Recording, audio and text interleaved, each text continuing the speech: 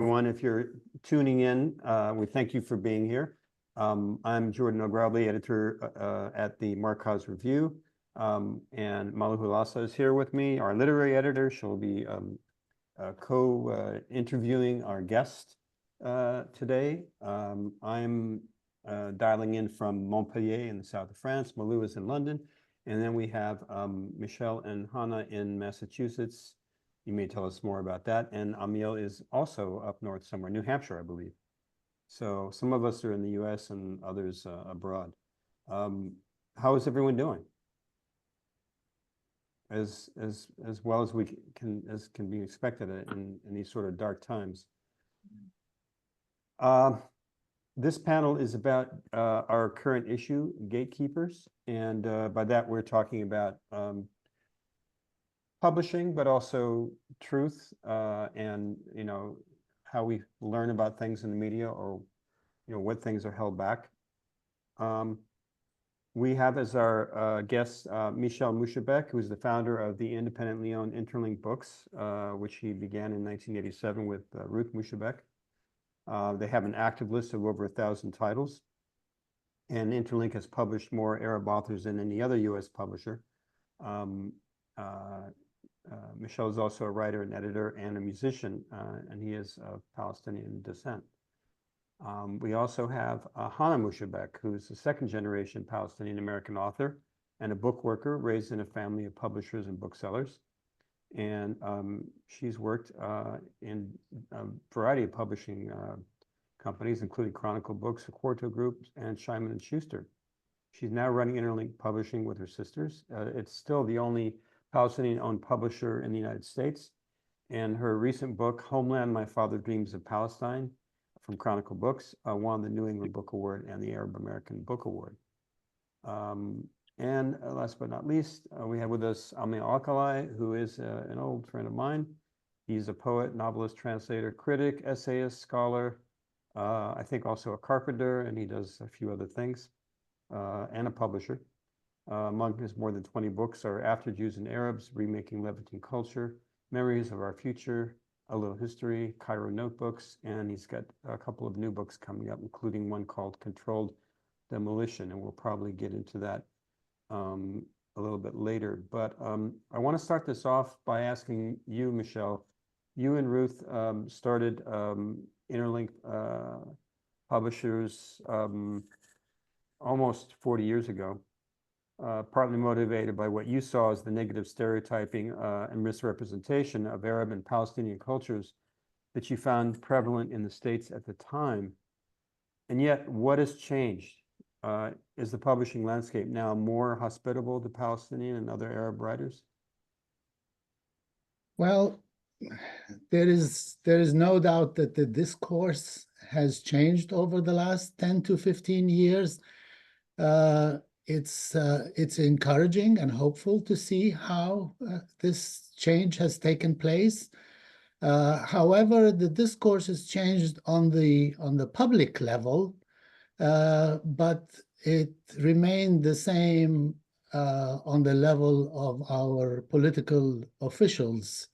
So we have a long way to go. I think, when I set foot in the US back in the early 80s, it was not really part of my plan to start a publishing house. I was a young Palestinian student activist that coming to the US from war-torn Beirut to attend university was an eye-opening experience, to say the least. I immediately embraced American values of democracy and freedom of speech and civil liberties and the First Amendment and education and all that. But I was really disappointed to learn how little people knew about where I came from and how unaccepting they were of Arab history and Palestinian narrative. So it was only then when I was forced into it by racism that I realized that I needed to change the course of my life. It was only then when my Palestinian identity was threatened, that I fully understood who I wanted to be and what I wanted to do with my life.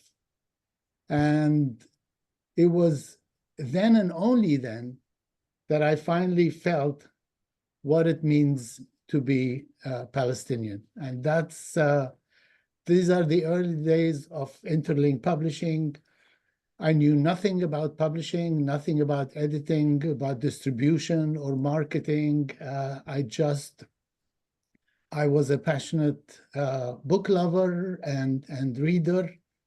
And the founding of Interlink in '87 really afforded me the unique opportunity to merge my passion for literature, for specifically Arabic literature, with the house's mission of changing the way people think about the world. So introducing American readers to leading Arab American, African writers, getting them to take a chance on a new novelist and opening their hearts and minds and inspiring them to learn more about other cultures and presenting them with books that inform, educate, and entertain, as well as ones that counteract negative portrayals and hatred and fear of the unknown. These have been really key motivating forces in my journey. Do you feel, just one more question for you, Michel, before we move on. Do you feel that your work has significantly chipped away at the anti-Arab biases of 30 and 40 years ago? You and Ammiel have been working in this realm since the 1980s. I've only been doing this work since the late 90s, but I always feel like Sisyphus. I wouldn't be doing what I'm doing if I didn't think that what we're doing matters. And yes, absolutely, I see that. I see that in our readership, and I see that in everything that we do, really. I see that in the younger generation, and this is our hope for the future, seeing the younger generation standing up to injustice, being more interested in other cultures. It's so, I find it inspiring, and I think as an indie press, we really have an important role to play here, and as the title of your panel is Gatekeepers, I think I like to think of ourselves as great gate crashers rather than gatekeepers. Oh, maybe we'll do another issue and call it Gate Crashers. We should. Hannah, just to ask you really, really quickly, do you feel that this mantle that you're inheriting with your sisters from your father is a heavy one, or do you look forward to this gate crashing challenge? I mean, of course, it's a great responsibility. You know, we recognize the importance of our parents' work. We recognize the importance of Interlink in the publishing landscape.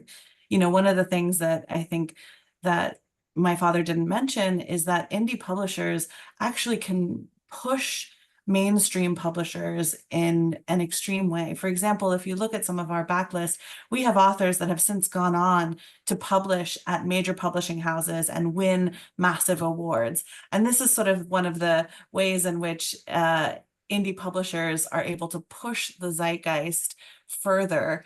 And, you know, if you just look at the numbers, Palestinians and Arabs, you know, still have a very small piece of the pie when it comes to representation in the American publishing scene, but certainly much larger than they did before. And I also think it comes down to privilege. You know, a lot of first-generation immigrants don't have the same privileges that their children are allotted. So, you know, we plan to use our privileges as people who have never been threatened with deportation or violence or a disruption to our careers. to use every ounce of that power and use our voices to make sure that people are having access to these books and these narratives, because they are so important, especially when our mainstream media is incredibly biased and limited. What's you. interesting, I think, about thinking about Arab publishing or Arab American publishing in America, and then Ammiel, looking at your work, is that you're doing a topic matter that's joint Jewish and Arab authors or poetry, or looking at that experience, a historic experience. And it's one thing that mainstream publishers have problems with the Arab experience, but what you're doing, it almost seems like from your article that you wrote in the have more problems with that. Well, it's interesting that if we think that Arab experience is one way, we have this joint experience that is complex, very rich and powerful. And yet that's even finding, it's even harder for the powers that be in publishing to kind of step up and make space for it. It's almost as if complexity is a problem. That's the problem. Can you talk a little bit about that?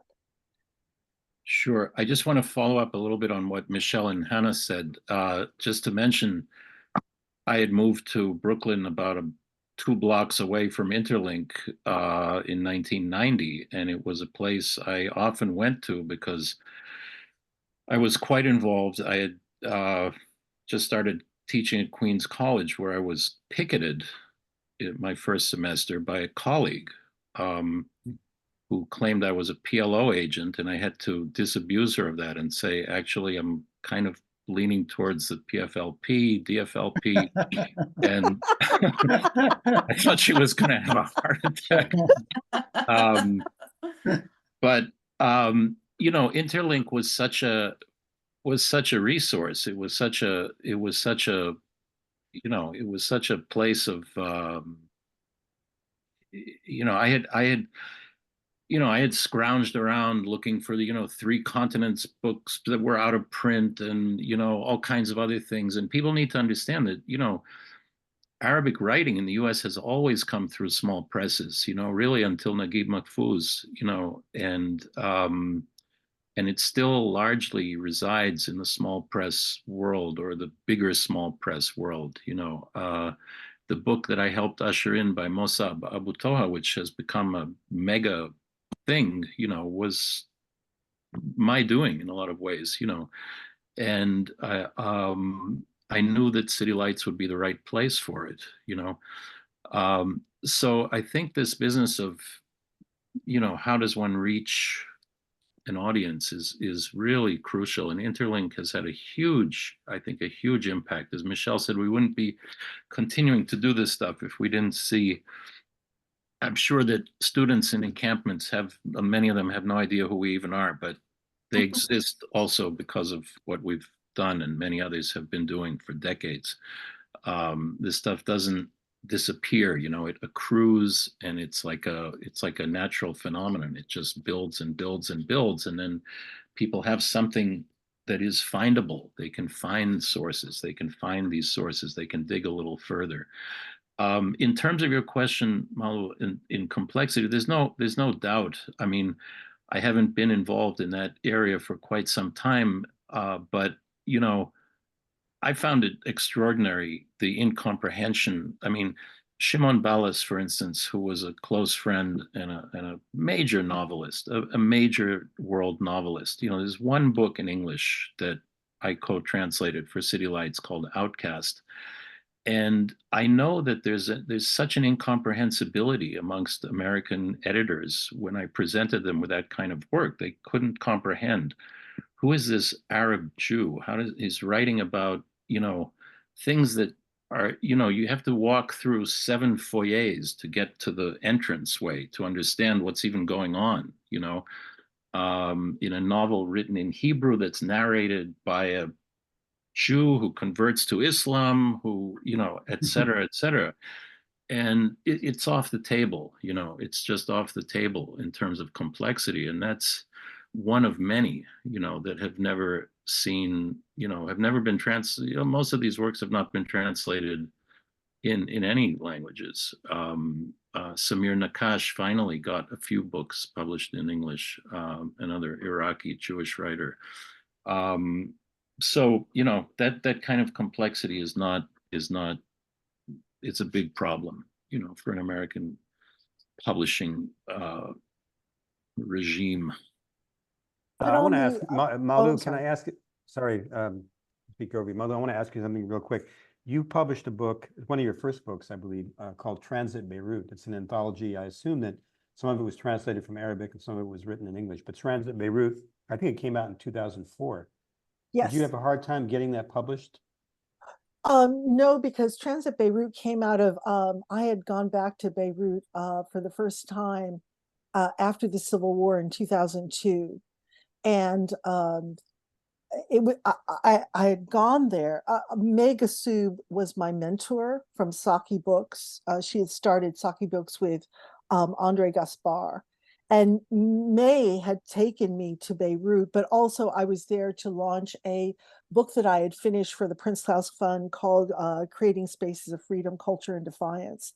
And it was then that as you know, I was going around the city. I hadn't been in the city since 1979. And I was meeting all these people who were telling me their stories. And Mai was very keen. And I said to Mai, I said, you know, really, there's such good stories here. And we should do an anthology. And we should, and she said, Saki's going to do the anthology.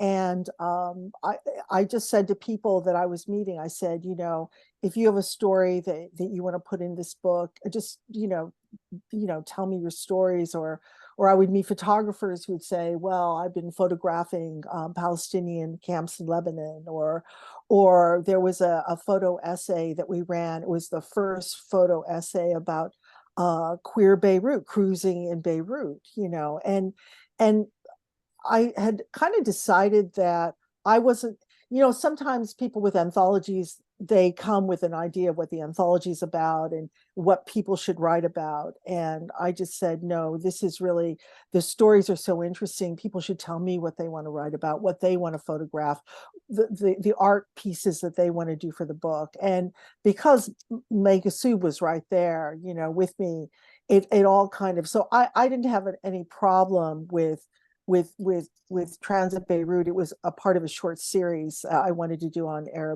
Middle Eastern cities, because the next one was Transit Tehran. But my question, yeah, oh, sorry, go on. No, go ahead. So in other words, there was no gate crashing involved for that book. No, it was really that Beirut was so open at that moment. And it was just great to be there. But Hannah, I have a question for you, sort of following on from what Ammiel was talking about, representation, is that, yes, in the literature that he's talking about, it's very hard to even get through. But a book about Palestine for children, I mean, that's kind of remarkable. Homeland, my father dreams of Palestine. I mean, that is, when I was growing up in a Jordanian Filipino immigrant household in the Midwest of Ohio, I didn't have any children's books about Arab experience. So I'm very curious about how you were able to get this book through, because I would have thought that the gatekeepers would have been, or because you had worked for Chronicle or you worked for Simon and Schuster, you kind of knew how to get in there over the fence. Or Yeah, I think that's exactly it, honestly. And people ask me how my book was allowed to be published, especially after we saw you know, such a gap in publishing. You know, growing up, I only had one children's picture book, City Secrets by Naomi Shihab Nye, that represented my experience as a Palestinian American. And then when my book was acquired, I realized that, You know, Interlink had certainly been publishing books. Other indies presses had been publishing books like this, but a mainstream publishing house hadn't published a book, a picture book by a Palestinian American in 30 years. It was going to be actually 30 years to the date when my book came out. And I think the only reason I was able to get sort of under the wire was because of my close relationships with Chronicle.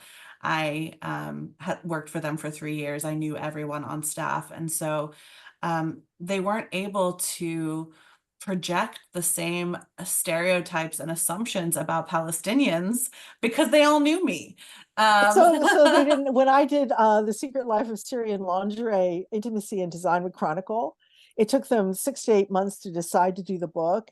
And the photography's editor's assistant kept, when I'd say they'd have a meeting, I'd call up and I'd say, well, how did the meeting go? And she'd say, well, they're wondering if we're going to have a fatwa against us because we're going to publish a book about Syrian lingerie. And it kind of drove me crazy, but I tried to understand where they were coming from, but you didn't have that. So it improved. Chronicle improved. I mean, I was incredibly lucky. My editor was a dear friend and has a Palestinian uncle by marriage. So we were able to, you know, we were able to work together to educate the staff. But I would also say that in general, children's literature has learned a lot of hard lessons in the last 15 years and recognize the importance of representing lived experiences authentically. You know, there have been a series of high profile sort of cancellations of folks who frankly were writing books about things that they had no business to write about. You know, they were representing areas that they didn't have knowledge of and made unfortunate missteps. You know, we had a book published by, you know, a non-Arab man, Jack Gantos, who's an incredibly celebrated children's book author. And he decided to write a book about an Arab boy as a suicide bomber in a American library. And this book was so offensive that it was actually pulled from shelves briefly after publication. And organizations like, you know, We Need Diverse Books and others have really highlighted the importance of allowing people to represent their own lived experience. And there was just no books about the Palestinian American experience. And when my book was acquired, I immediately panicked and said to myself, like, I don't want to be the one person representing the Palestinian experience. You know, I'm very light-skinned. We're not Muslim. Like, there's so many things that are unique about my own particular situation that I don't feel is entirely eclipses the Palestinian experience. So when I realized that my book was going to be published, I wanted to make sure that I wasn't alone in that. So I started a group called Palestinians in Kidlit. And I encouraged any Palestinians who were interested in writing books for children to join this group. We meet monthly and I offer them resources. I offer them, you know, interviews with agents. I offer them, you know, behind the scenes information about marketing yourself, about what a manuscript should look like, about the editors that we can trust within publishing. And I'm happy to say that we now have 7 new publications that will be coming out over the next few years at major publishing houses, which we would never have seen, I think, in the last 10 years or so. So we're definitely seeing progress, but it is because of the efforts of, you know, people from those lived experiences within publishing, cramming open the doors for others. Ammiel, thank you. Hannah, Ammiel, I wanted to ask you about, you won an American Book Award recently for your work as an editor-publisher with Lost and Found. I was wondering if you could tell us a little bit about what the goals are of that initiative. And Sure. Yeah. First of all, you know, the American Book Awards from the Before Columbus Foundation is a kind of alternative to the East Coast hegemony on, you know, New York publishing, are hugely important and known prize. There's no money, there's no, you know, there's no nothing, but they are, to me, the most meaningful U.S. book awards. So I was really very thrilled to get that. Lost and Found is a complicated project that began at the Center for the Humanities at the Graduate Center of CUNY as an effort by me and a few others to figure out how to use the institution to public advantage, actually. And it's quite a unique thing in that it combines training students in archival research and in writing for an audience with a rigor that is higher than a dissertation, I would say. And I've supervised or been on 90 dissertations at this point, so I know what I'm talking about. In that these have to be correct. We have to make sure everything is correct because we're working with families, we're working with estates, we're working with heirs, we're working with and it began with a kernel. I thought of taking a kernel of the so-called New American Poets from the famous anthology published in 1960, edited by Donald M. Allen. And we've been going for 15 years. And in our last, it's an annual series of chapbooks. And in our last series of chapbooks, we have a selection of excerpts from interviews with the Iraqi poet Sargon Boulos. Now, Sargon Boulos is a very important and neglected poet who lived in the Bay Area for close to 30 years and translated many of the poets from the New American Poets anthology, which he discovered at the American Cultural Center in Beirut in 1967. And it changed his life. Okay, and it had a massive influence. His translations and his involvement in American poetry had an enormous influence on Arabic poetry because he was involved with Adonis and he was involved with all the Beirut group of poets. So what we've done in this, besides training a lot of people and doing public events and having students have publications.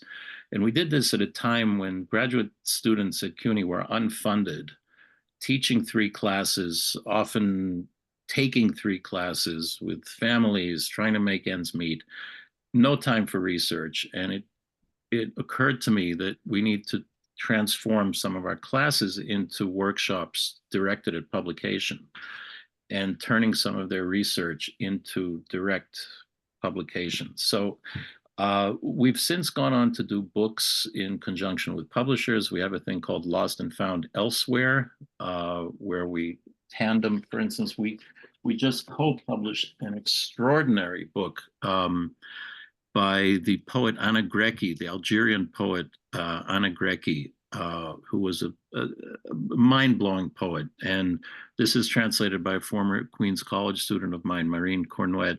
And we did it bilingually because the book is out of print in French, and even featuring the original introduction by Mustafa Al-Sharaf, which is a very important document. And anyway, so we've diversified in a variety of ways, and translation has become more and more important. We did a project some years ago by the great Algerian poet Jean Senac, who was assassinated in 1972. And that, has come along a whole wave of Algerians translating Francophone writers into Arabic, because the younger generation of Algerians don't have access to those works that were so central to the movement for decolonization. And so there's all kinds of really interesting and strange things going on. We had a project of we discovered Langston Hughes's notebooks from a journey that he took through Central Asia.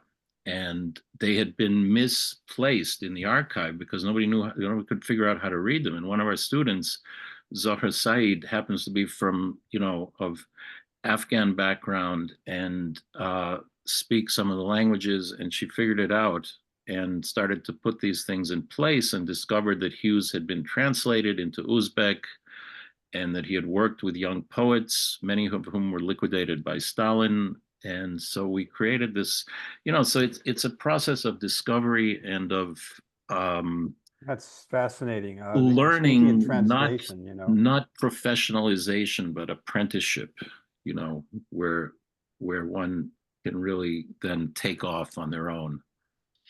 let's talk more about translation. Then I'm going to turn it over to Malu for a while. At Interlink, how many of your books are translations?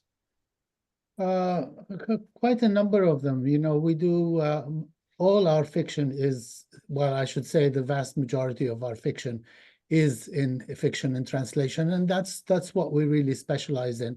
And one of the reasons for that is that, you know, as you know, Jordan, less than 3% of books published in the US are books in translation, which is really shameful, you know. About 15% in France. When you go into any bookstore, you'll find a lot of international authors translated into French. So it's very different. And still, you know, so from really day one, I felt it's really important to do that, and we were committed to publishing the best contemporary fiction in translation. So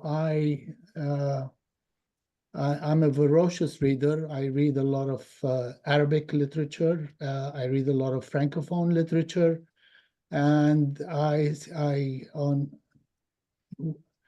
select every year, you know, a dozen or so titles to publish, and we just launched literally 2 weeks ago the Interlink Read the World Book Club, which, if you subscribe to it, will send you one novel every month that I have selected for you, and it will include a letter from me as to why I have selected this novel, and so on and so forth. So for me,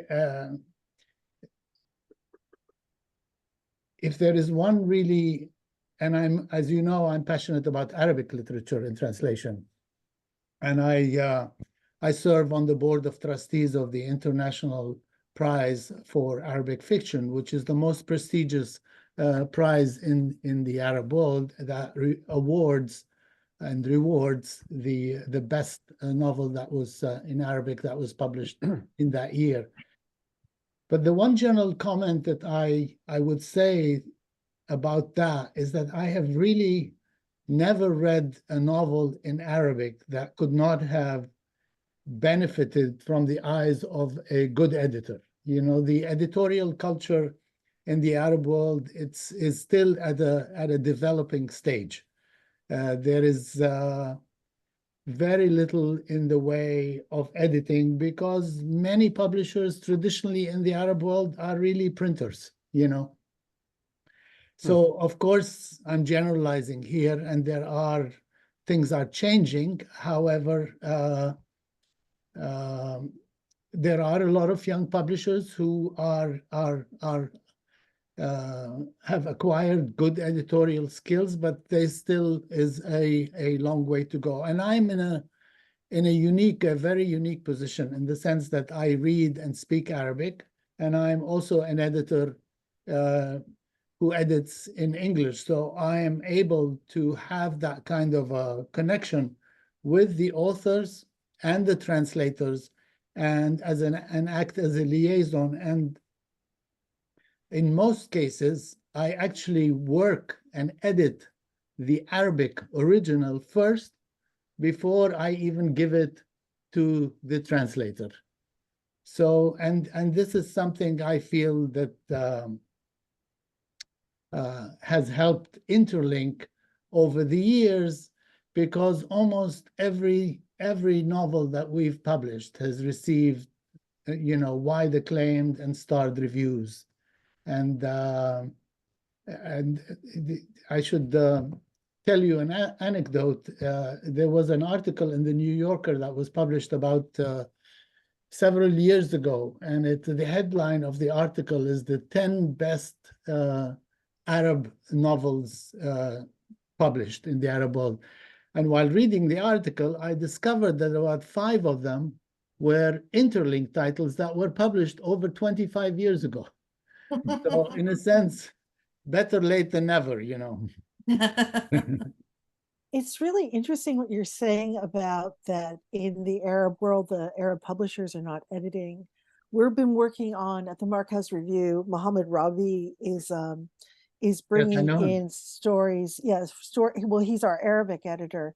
He's bringing in short stories, and I'm having them. I'm working with the English translators, the English translators and the translations, and there's some writers that are very, that they're averse to being edited. They don't like to be edited. Yeah. They bristle at the idea of editing, and because the Markaz we're publishing, on the internet. For us to publish a short story of 10,000 words, it's very difficult. And I just edited with Jordan and the other editors we just did a double literary issue for our July-August issue. And there were some stories that came in for this anthology that we want to put out, have published, of new short story. We're going to call it "What If the Elephant Is the Room?" And there was one story that would have been fantastic for the literary issue, but I said, we can't publish 10,000 words. So, we cut it down, and we were pretty happy with the edit. No, couldn't happen. So we went back, we undid everything, we went back to the translator. You're right, they're just not used to it, and they bristle at it. And so I don't know if all the Arab publishers or printers or Arab writers have a very, people who are writing in Arabic in the region, they have a very distinct idea of what it should be, of how their writing should be, and then no one should mess with it. It's both, it is changing, and it's really, it's encouraging to see that editorial culture changing. Yeah. Slowly, but it is changing. And as part of my work with the International Prize for Arabic Fiction, this year we started a retreat, or a nadwa, we call it in Arabic, strictly for to guide and teach young editors how to edit. That's fantastic. Which is something that has always been, that is needed, and it's yes, it's at early stages. The first meeting it's going to happen next month, and we have already selected the first participants of 8 editors, as well as mentors who will mentor them with. So we're starting to give them a work of fiction to edit individually, and then each one of them will be mentored by a mentor. So we're going. It's a positive. No, it sounds very positive. Yeah. There's a group from out of the University of East Anglia that does that with translators. That they have mentors, and they have Arab translators who and they work very closely with them.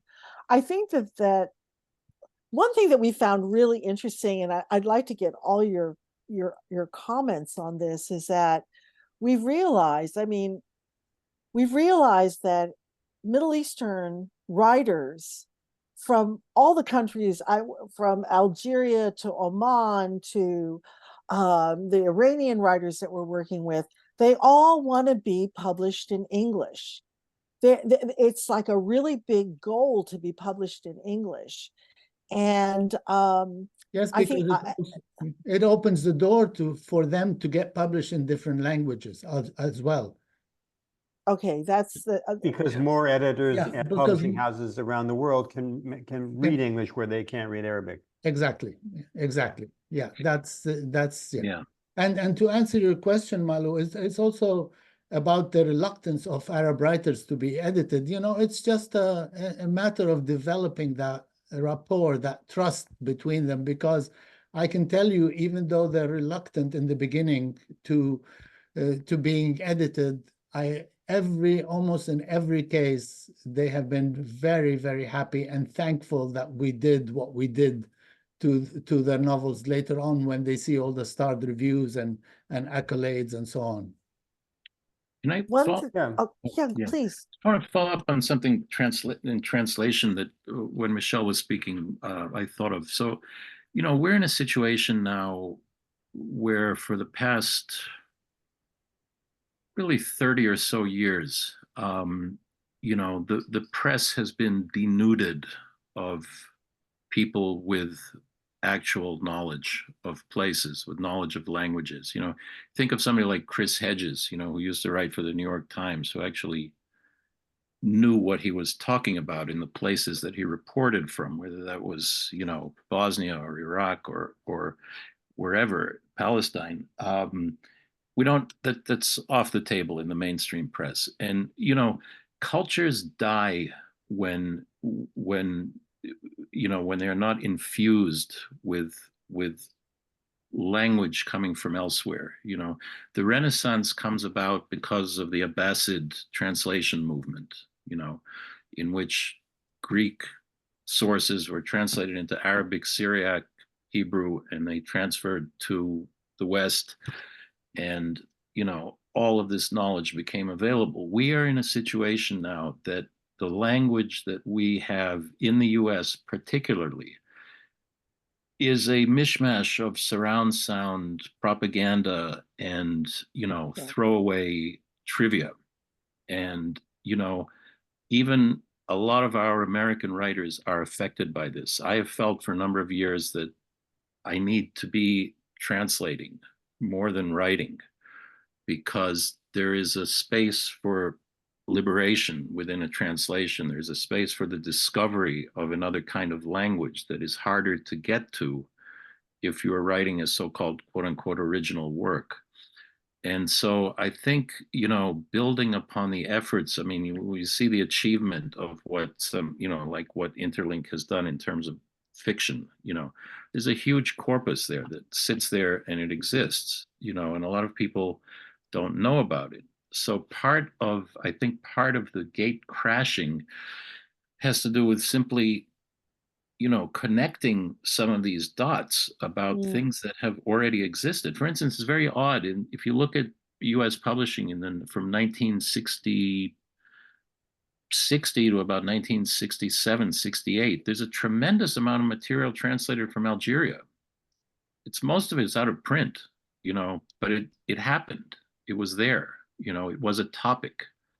And I think we need to find ways to cluster these individual movements and initiatives that have taken place over the years and present them in a more unified way, to push back against the crap that we're dealing with, and translation is a massive, massive, massive effort in that direction, I think one Well- solution to this is, circumnavigating these gatekeepers who are locking us out. I think, Of course. Social media is one way that we've seen, people directly reach readers. And that the gatekeepers are actually the readers themselves. We've seen TikTok take off in a really huge way. The Read Palestine Week was largely spearheaded and supported by young Gen Z TikTokers who were turning these indie books into national bestsellers, which is why we've seen a sudden jump in acquisitions of books by Palestinians by the big five publishers. So, sometimes I think if you can't beat them, then just completely ignore them. Oh, absolutely. Completely ignore them Absolutely. and reach So the you're- readers you're- yourselves, Absolutely. I Absolutely. want to also- ask you about that. Sorry, Malu, the TikTok phenomenon. It used to be that the mainstream dailies like the New York Times and the Post and the weeklies like the Nation and the New Yorker, that they were the gatekeepers for finding out about new books. But now it seems like if you have a TikTok video, it can go viral. How do you as editors find new work both to consider for publication and to read as readers? You don't go to TikTok, do you? No, I think that, TikTok is just like all social media is a storytelling app. And that if you can capture the imaginations of a reader that will resonate with people, then I think, you can be successful. Of course, there's a lot of suppression that's going on social media right now. We've seen this particularly with Meta, where if you even spell Palestine correctly, your post will be suppressed. So we've had a really unique opportunity in TikTok in that it is authentically user driven. There isn't the outside influence of well, there may or may not be, but it's not quite as severe with Palestinian content than other apps have been, which is why we've seen such success there. I think some editors at other publishers are acquiring based on what is popular on TikTok. I don't know that that's ever been, Interlink's strategy, but we have been able to connect to people who are advocating for our books directly. And that's been really powerful by participating, not just ourselves. We had a TikTok go viral a week ago and saw an incredible, incredible benefits. People didn't know that there was a Palestinian owned publisher in the United States. And by seeing this video, all of a sudden they're now What's on it? dedicated to Describe the video to us. Oh, so, we are in Northampton, Massachusetts. We have a warehouse here, and we recently opened a showroom open to the public, which is something that I think was quite bold of us, considering how many death threats that we receive on the internet because of the books that we publish. And the other day I decided, I saw the news, I was upset. I decided to go for a walk. And I saw that every single home surrounding our building had handmade Free Palestine signs and put them up facing our building to make sure that we felt safe and seen. And of course, I burst into tears when I saw this and posted about it on the internet. And, since then, we've just seen the most incredible reception from people who want to support our mission and are excited about our books and simply just didn't know that we were here because we're not getting the national coverage that other publishers are getting.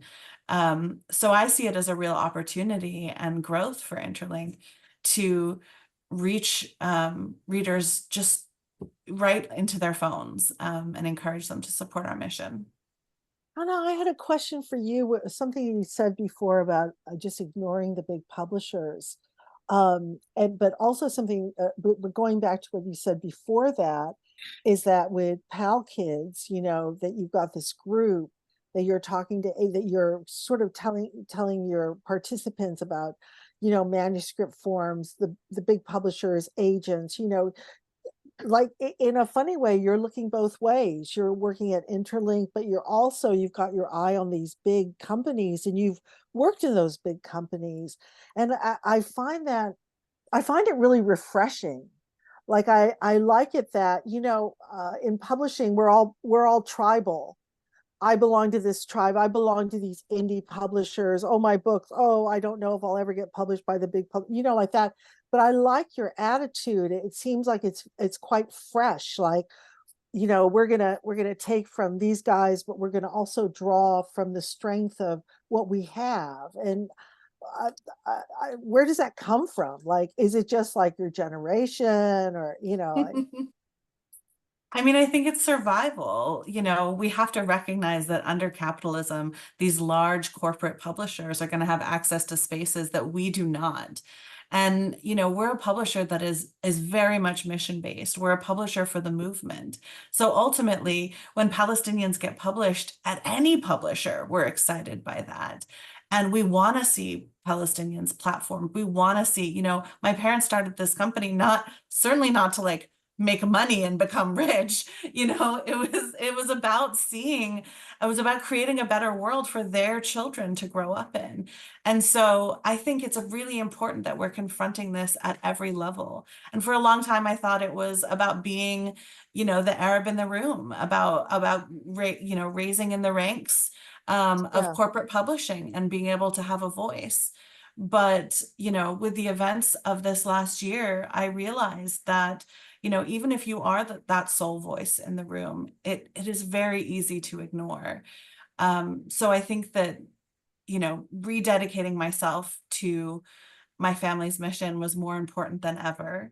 And also I realized that, being in these corporate environments, you have to be very careful about what you say publicly. And that was something that I wasn't willing to compromise on. So I think both, and I think we need to confront this at every possible level and angle. And I think that this isn't the only industry having this discussion. You know, I have a friend who's in news journalism, and the repercussions that journalists are facing for even mentioning Palestinian casualties in an article is unbelievable. You know, people are now being arrested for wearing keffiyehs in public spaces. You know, Yeah, we're seeing this happen across the board. But we have the benefit of the majority of the people on our side, and we will be heard one way or another. We So have I time. guess, Sorry, Malu, oh, go ahead. so I guess like my question to all of you is that, are we now entering an age because of this, you know, we're coming up to a year of the war on Gaza. There's bombing in Lebanon now.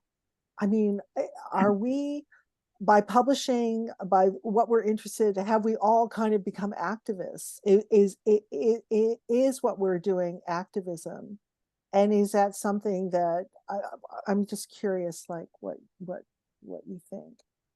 I mean, as Hannah said earlier, as far as Interlink is concerned, we really are publishers for the movement, and I think books are the most powerful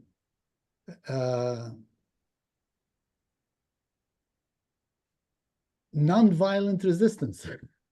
In a way, books are a form of non-violent resistance, and I think the future that is being shown to us through the window of Gaza, and now Lebanon, and before it Iraq and Syria and Libya, is bleak, is dark, and it's you know, it's Gaza today is asking us a vital question, is about what kind of a future we want to be living in, what kind of a future we want our children and grandchildren to grow up in.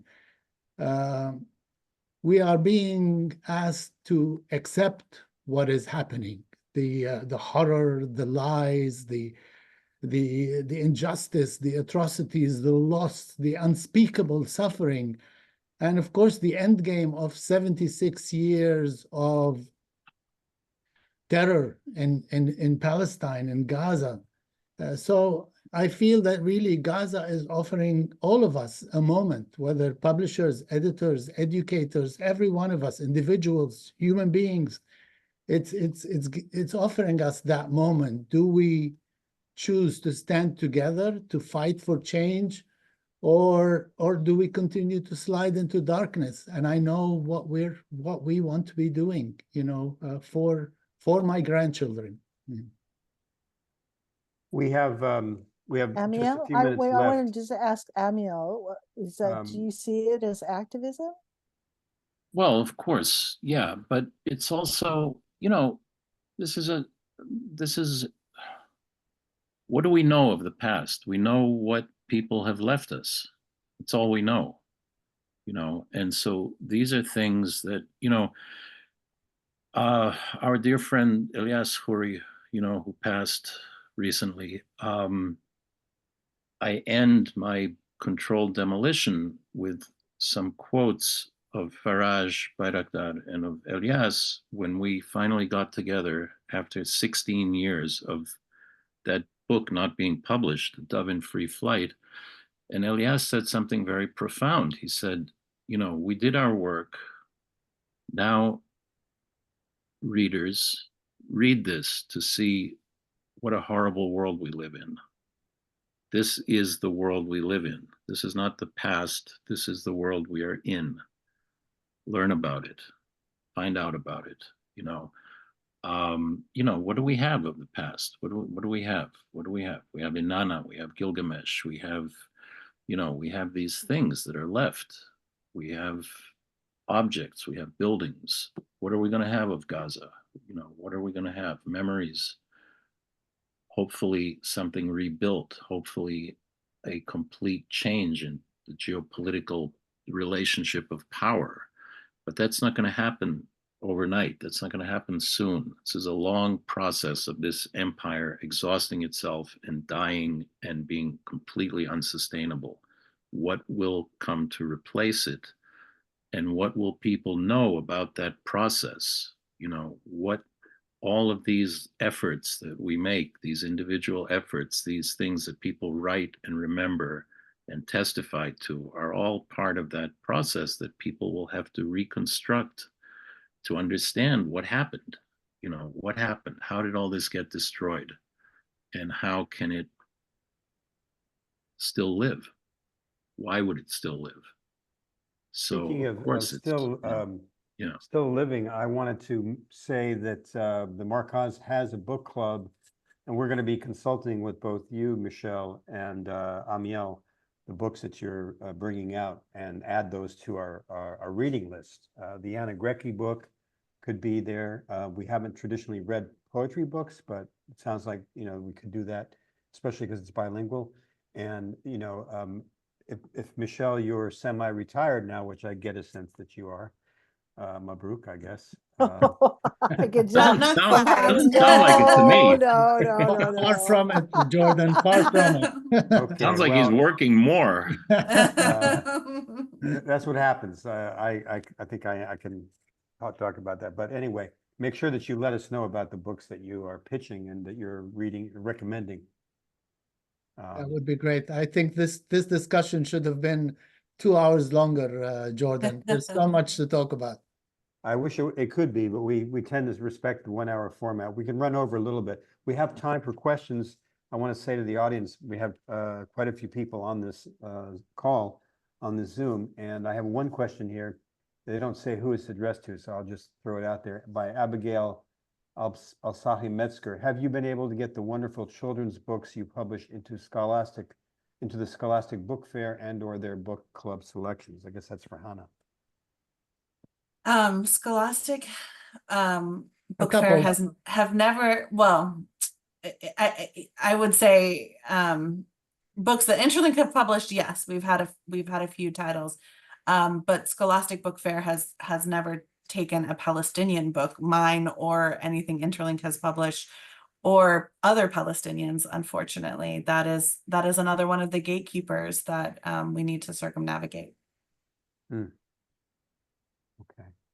For now, we don't have any further questions, but we still have a little bit of time left. Maybe Malu, you have something else you want to ask? No, I've found all of your answers very very inspiring, you know. And I really feel like I can't complain anymore. I've been, Hannah, I've been waiting for your generation to step up. Man, you guys have stepped up, you know.